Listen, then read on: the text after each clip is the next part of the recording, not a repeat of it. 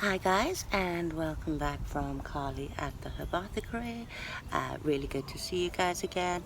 If you're new to the channel or like the videos, please show your support by hitting like and subscribe down below. This is number 4 in our Christmas crochet videos, and today we will be doing a third version of the snowflake. For this you will need to know how to chain, double crochet and treble crochet, and we will be working in US terms. Again, I will be using the thin embroidery yarn, so I'm going with a 2.5mm hook. However, please do use the yarn appropriate for, or the hook appropriate for the yarn you're using. And with all projects, we start with a slip knot.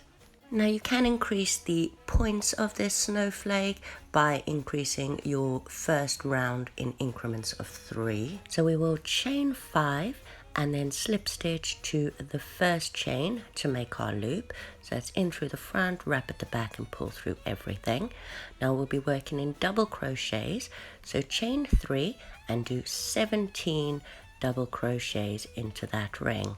Now that's yarn over, in through the front, wrap at the back, pull through, wrap, pull through 2, wrap and pull through 2.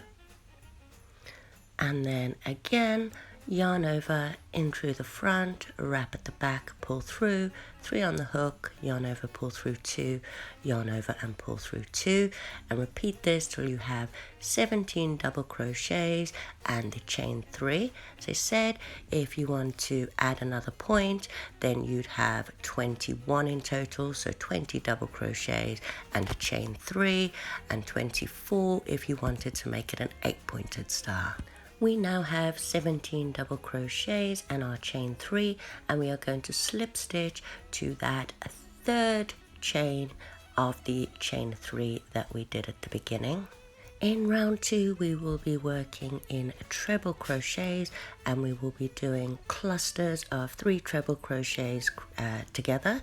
So we're going to chain 4, and then into the next hole we're going to wrap twice, go into the next hole, wrap at the back and pull through, wrap and pull through 2, wrap and pull through 2, but not complete that stitch. Then we'll wrap twice, go into the next one, wrap at the back and pull through, wrap and pull through 2, wrap and pull through 2, and then we're going to wrap and pull through all 3 loops on the hook.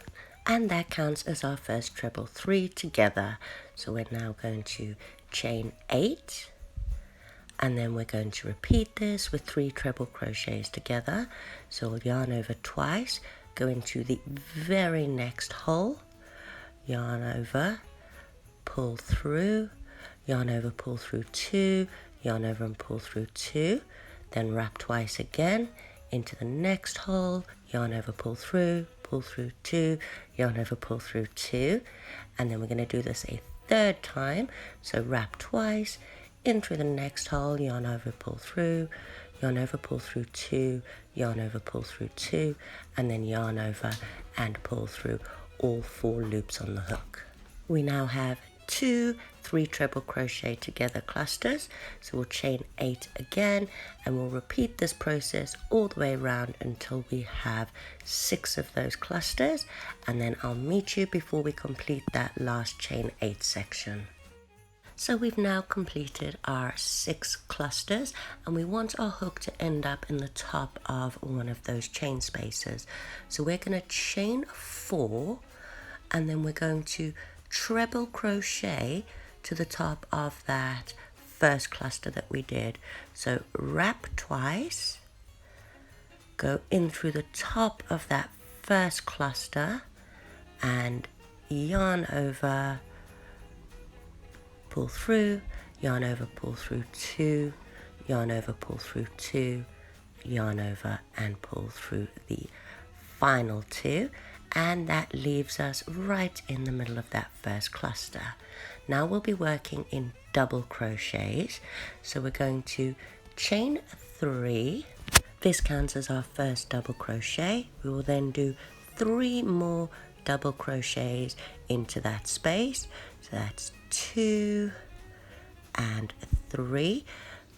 One more. This counts as our 4 double crochets in a row.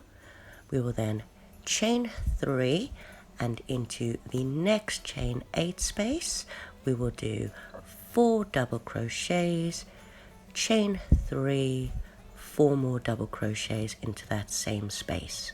So that's our first 4 completed.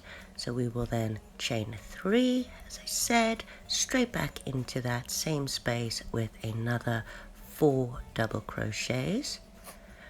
We will then chain 3 again and repeat this in the next chain 8 space. So 1, 2, 3 and 4 double crochets, chain 3 and 4 more double crochets into that space until we get back to that last chain 8 space, and I'll meet you there.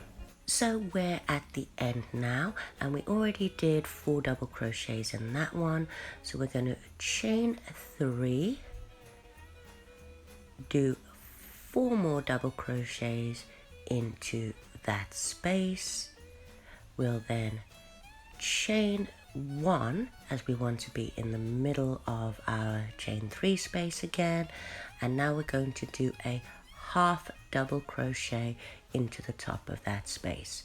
So chain 1, wrap, go in through the top of that first chain 3 that we did, so into that third chain. We're going to wrap at the back and pull through. We have 3 on our hook. We're going to wrap and pull through everything, and that puts us in the middle of that chain 3 space. In round 4 we will be working in double crochets again, so we will chain 3, which counts as our first double crochet. We'll then chain a further 3, which will count as the chain 3 in between, so 1, 2 and 3, and then into that space we're going to do 3 double crochets, so 1, 2 and 3. We're then going to chain 3, and this time in the space in between the chain 3 spaces, so all the double crochet clusters, we have another chain 3. So we are going to chain 3 and single crochet into that chain 3 space.